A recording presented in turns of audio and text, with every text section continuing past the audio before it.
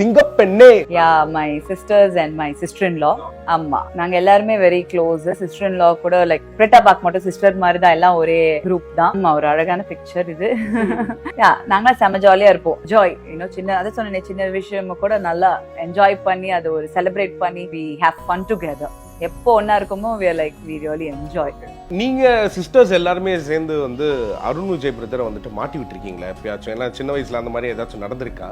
Sisters எல்லாருமே சேர்ந்தெல்லாம் கிடையாது, அது குரூப் எஃபர்ட் மாதிரி எதுவுமே இல்லை. பட் சின்ன சின்ன விஷயங்கள்ல கொஞ்சம் நான் பண்ணியிருக்கேன் அந்த மாதிரி. பாவம், I don't think other sisters பண்ணாங்களான்னு எனக்கு தெரியல, அவங்கள பத்தி நான் சொல்ல முடியாது.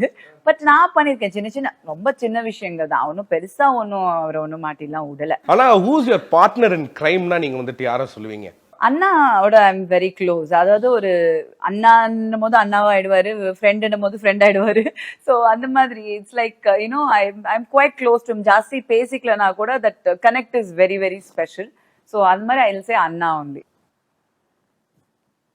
வந்துட்டார்ல அண்ணா, நாங்க செம ஜாலியா வாரிப்போம், பயங்கரமா கலாய்ச்சு பாரா, பயங்கர கலாய்ச்சிப்போம் ரெண்டு பேரும். ஆமா, அது வந்து கொஞ்சம் இன்டர்வியூல வந்து இருந்தாலும் பாவம்னு விட்டு வச்சேன் அவரை. பட் இல்லன்னா எப்படிப்பட்ட சண்டையா இருக்கும் உங்களுக்குள்ள இருக்கிறது? ஏன்னா சண்டை கிடையாது அந்த மாதிரி, சண்டை எல்லாம் இல்ல. பட் பயங்கரமா வாரிப்போம், மாத்தி மாத்தி வாடுறது நிறைய இருக்கா. வேற யாரும் வார தேவையில்ல, நாங்களே வாரிப்போம் மாத்தி மாத்தி. சோ அந்த மாதிரி இருக்கு. சண்டை எல்லாம் பெருசா வராது, சின்ன சின்ன ஏதாவது. அத கூட அப்போ இப்பெல்லாம் சண்டை போடுற அளவுக்கு எல்லாம் ஒண்ணுமே இல்ல. இல்ல, but we have a great time together. நாங்க ரெண்டு பேரும் we really enjoy when we meet. N sister Preetha வந்து எனக்கு இன்னொரு மதர் மாதிரி.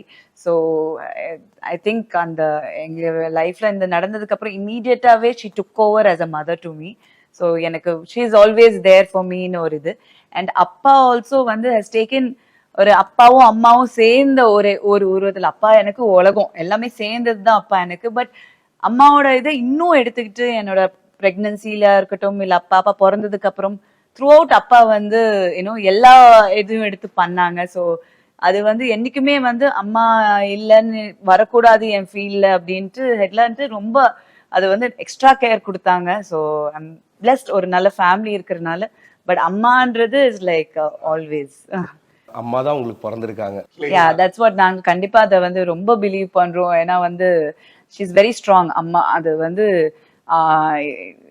அம்மாவை பத்தி தெரிஞ்சவங்க எல்லாருக்குமே தெரியும். அது வந்து ஒரு நல்லதா இருக்கட்டும் கெட்டதா இருக்கட்டும் எல்லாமே வந்து டைரக்டா சொல்லிடுவாங்க. அது எதுவுமே வந்து சும்மா ஜஸ்ட் ஃபேக்கா இருக்கவே மாட்டாங்க.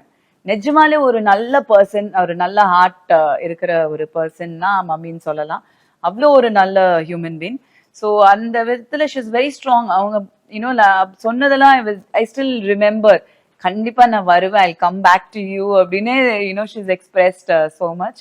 ஸோ ரொம்ப சந்தோஷம். என்னன்னா ரூபிகாவை இன்னைக்கு பார்க்கும் போது அது அப்பப்போ அம்மா மாதிரி அந்த கேரக்டரிசம்லாம் வரும்போது அது ஓகே, அம்மா is always there with us அப்படின்ட்டு ஒரு இது.